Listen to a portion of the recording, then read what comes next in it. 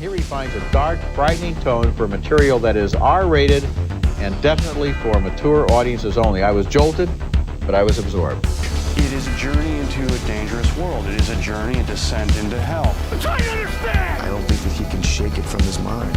It's a lot about how far would you go to right or wrong. It's a film.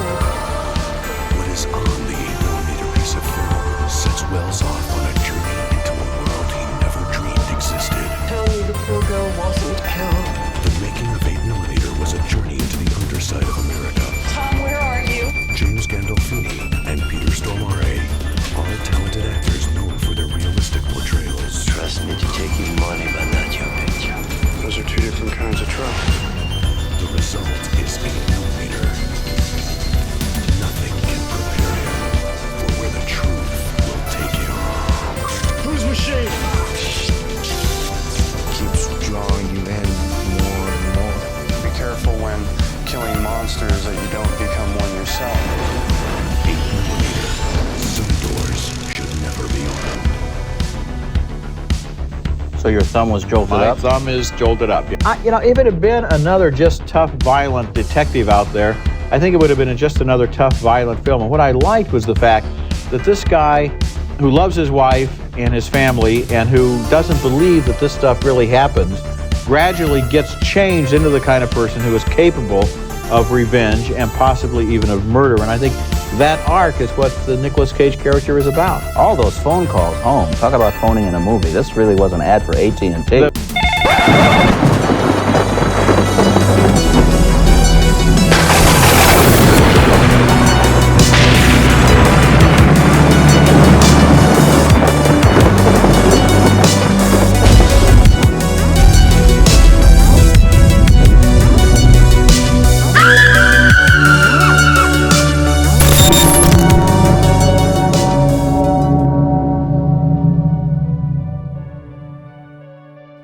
What's up, everybody? Welcome back to Beyond the Gray Media. This is Josh here, checking in on you out there in YouTube land. YouTube, how are you doing? Give yourself a quick, it's gonna be a week. You got a lot of cooking and shit to do. You got a lot of basting, a lot of stuffing. You got a lot of mac and cheese making. You got a little bit of that cranberry glob jiggle going on out of that can. You know what I'm talking about? Them canned berries. It's Thanksgiving week here, and this is a short week for me. This is a 4-day week. I realize not everyone's going to get a 4-day weekend. If you're not getting a 4-day weekend, I'm still going to give you lots of content this week. I swear to God. Thanks so much for being here. Tonight, we're talking about a Joel Schumacher. Joel Schumacher, first of all, is underrated. Underrated for sure. Some of my favorite movies are made by Joel Schumacher. And, doing some deep dives on this film from 1999, I learned a little bit more about the man, and I appreciate him more than I did before. So tonight we're talking about 1999's 8mm, the Nicolas Cage classic. I don't really have a good Nicolas Cage impression. Never really tried. I probably need to work on that. But this is a movie that brings back a lot of nostalgic feels for me. So I can't wait to kind of break it down, give you a plot summary, what kind of happens, why I like it. Thanks so much for being here. Let's get weird.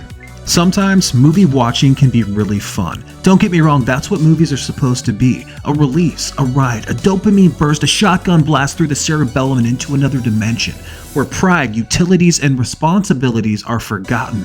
A place where you can just kind of be somewhere and something else before the harsh reality of your 9-to-5 job holds your imagination and reverberation held hostage until you can revisit them once more. That's how I felt preparing to watch 8mm. Never underestimate the power of nostalgia and revisiting something you haven't seen but still hold in real high reverence since the initial release. When I first screened 8mm, I was an up-and-coming punk kid. Let's go way back in time. I was rowdy, rebellious, and full of pep and energy. No, really, no shit, that's what it was called. Remember those gas station caffeine pills that spun you out and were supposed to keep you awake or cause a cutting calories, whatever happened? I watched this film in a basement with 3 of my best friends after watching Ultimate Fighting VHSs and Tank Abbott watching some poor motherfucker straight into next week. That was a vibe, man. The combination of the violent testosterone, the energy pills, and the Mickey's Ice set the table for one hell of a viewing experience. 8mm, in so many words, jacked me up. And I haven't thought about that memory until tonight when a core nostalgic pathway was unlocked once again. The film from director Joel Schumacher is a vibe, one from the jump that is serious business with its intentions. It follows surveillance specialist Tom Wells, played by the excellent Nicolas Cage, who was hired by a wealthy estate to investigate a stag film that was discovered locked away in a vault by the grieving widow. To her horror, what the film contained seems to be a real snuff film, and away we go. This film excels with its mystery elements and the investigation methods as we slither and coil through missing persons and the seedy underground of the illegal adult film industry. Say that 3 times fast. Illegal adult film industry. Pairing up with the adult store clerk, Joaquin Phoenix says, "When you dance with the devil don't change, the devil changes you." The film plummets headfirst into the sick tape trader world of S&M bondage, torture, fetish, assault, and worse. Sickest shit you'll ever see. Buy 5, get 1 free. Got anything hotter? No. How about a snuff film? Fuck off. The first hour plots along exploring LA and looking for the missing girl in the video, with some of the graphic nudity and examination of the source of the reels and the contents inside. It's relatively disturbing. I remember this being pretty extreme when I was 15, but I also remember it moving at a much faster clip. That's not to say that the film itself is slow per se, but it is a tale of 2 halves, and with the graphic nudity and investigative journalism, and one hell of a surprising turn as the fine art porn producer James Gandolfini. Chef's kiss. But the cat and mouse game of this film, as you get older and you watch this later in life, it's about as thin as Nick Cage's hairline and our boy Joaquin Phoenix's belly shirts. But there is an analog charm to this film that takes you back to a different time. The music, the hi-fi VCRs, posters, and things you might see as an advertisement for a Traces of Death video, they're a cozy reminder of that goth and death metal, that industrial phase of the late 90s that I loved. It's boosted by an ensemble cast consisting of one Daryl Dixon, Tony Soprano, the creepy doctor from Silence of the Lambs, Arthur Fleck, and the dude running a leg through the wood chipper in Fargo, all being stalked by the Hooch Hound Marathon Man himself from leaving fucking Las Vegas, Nicolas Cage. Pretty great cast, man. I think a reason to revisit 8mm is because of the writing. Andrew Kevin Walker, is that his name? He also wrote the script for Seven, the game. He ended up doing a lot of kind of grisly, seedy films, and it makes it feel like something of, it's kind of a timepiece, right? It happened in the 90s. You can definitely tell the characters and everything. And I know that there was a falling out on set where Andrew wanted his script to not be doctored. His script had a different ending, and he went pretty hardcore. And the story goes, Joel Schumacher was worried that they were going to get an NC-17. They weren't going to be able to cut. He talks about in some of these special features where even some of the simulated, adult content, once you get the three thrusts, you're going to be an NC-17. You're going to be a hard XXX rating, and nobody would actually put this film out in the theater. So there was rewrites, there was reshoots, and they were working with an editor to go splice frame by frame by frame, right? 8mm, man. It's a trip, and I think that if it didn't have that end and that twist, I don't know if it would keep the butts in the seats. I don't know if the film itself is strong enough without having that scene where they go to Dino Valentine's lair, where he shoots kind of like these porno films from hell. It's more akin to Hellraiser than not like I've been to an adult film shoot, but it's lined with blood and crimson paint and cellophane, right? And it's just, the walls are wrapped. It's like they're preparing for someone to be murdered, sacrificed, or unalived in some fame or fashion, man. And I think that scene, while it's a little bit hokey to have car chases and shootouts, it kind of, I guess it ties the film together. I think a lot of people can kind of see the twist coming, but at least it goes relatively hard enough to kind of keep you coming back for more. I think that the cast, though, that young Joaquin Phoenix, early Norman Reedus, right? Lots of different characters that you've seen before. And I just think that it captures that vibe.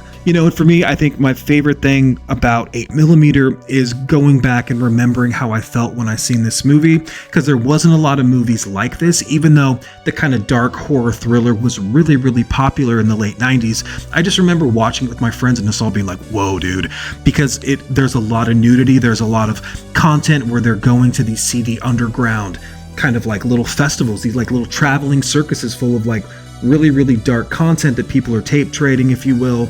And just that felt like you're watching something you weren't supposed to see. And I thought that was really intense when I was a younger fella. But my favorite part is when Nicolas Cage goes to the Machine's house after a few phone calls and the big knife gunfight, right? And James Gandolfini gets into a little dispute there. and he goes to the East Coast and he goes to the machine's house, who lives with his mother, and he walks inside of his room, and the camera kind of pans in, and he's got that Danzig poster on the wall, and it's all of them, right? Me and my buddy Mike, we used to have that poster. Then it pans the other side of the room, and it's another Danzig poster where he's got the wings. Then he pans over here, and it's another poster from Thrall Demon Sweat Live, and the music has got little Danzig It just, I was like, oh man, this is kind of a pretty interesting callback. I don't know if the director was a fan or who was working on the music, but the Danzig piece for me I always thought was super interesting because I was a huge Danzig fan. My whole life I've been obsessed with it, so I love that. I also love the scene where they go to the actual, to Valentine's actual, like where he's shooting his adult films, and it's more akin to a Hellraiser set than it is any sort of adult studio, right?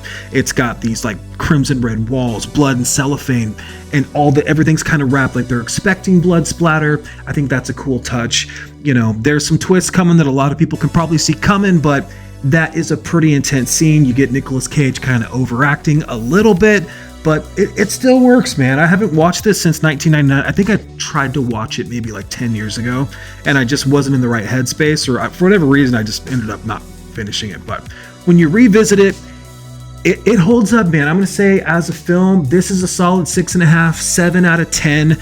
A little bit slow in parts, like way slower than I remember, but this is a great, it's got enough interesting things to say. It's got great music. Obviously the cast, the material's pretty intense. There's a little bit of gore. It just kind of feels like a 90s music video, like something Trent Reznor would put out, and I think that that's awesome. This is the Scream Factory release. You can get this for under $10 on MVD, or probably even their website if they're having a big sale, which I know they are. And yeah, the special features are cool. You got like a really long 22-minute interview with the late great Joel Schumacher, who's done tons of movies. You just probably don't know that he did them. I think Joel's amazing. I love some of his films. 8mm, man, if you're kind of wanting to get into some of the extreme stuff, but you want it to be just enough and don't want to be super wigged out, that's probably the film for you. I would recommend it.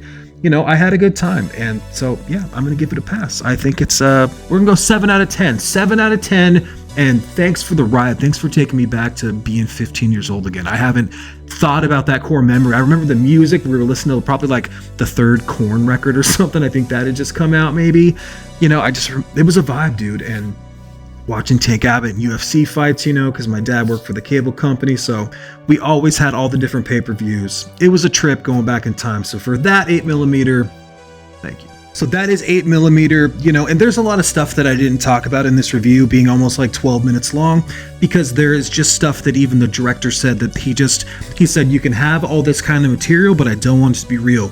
I want the people that are acting in these scenes to be real. I do not want simulated. I don't want the actors to feel like they are performing. I want to use the actors that actually work at these underground kind of circuits. I want them there. I want them performing. He had some issues with them. He kicked them out. There's crazy special features about it. And, some of that content is not going to fly for, discussion because it's pretty mean. It's pretty gross. And I think the actual Snuff film itself, I think is pretty effective. I really, the idea of finding something like that, I relate with that. I think that's super interesting.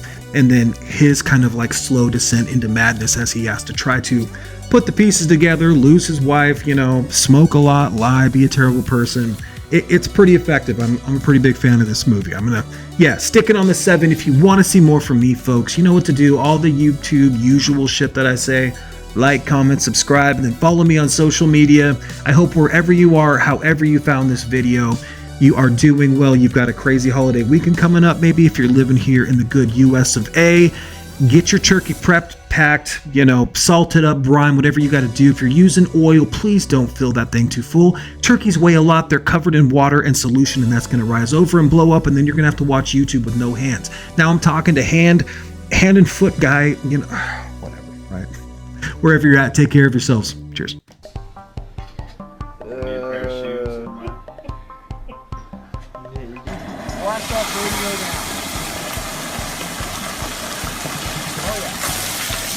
Well, we got a little problem there. Slice.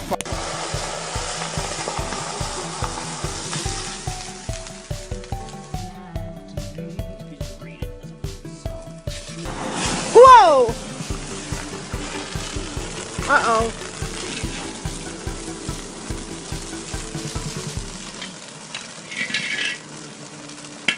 and that's why I didn't do that earlier. No, don't stand in. Don't stand in. Leave the turkey out. God, listen. Get out of there. Get away. Get out.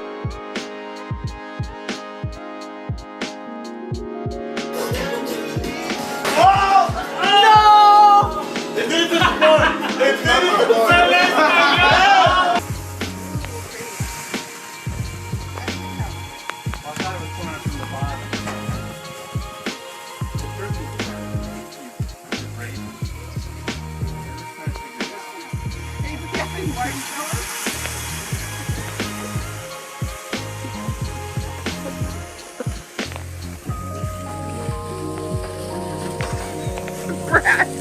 You're a brat. Mom, you're gonna want to remember this.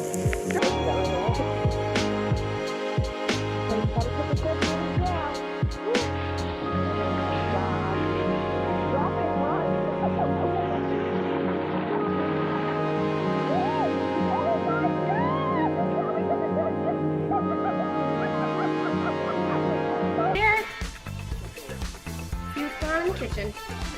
Happy Thanksgiving, Uncle Chris. Say Happy Thanksgiving. I think it's ready. Smells good, Auntie B.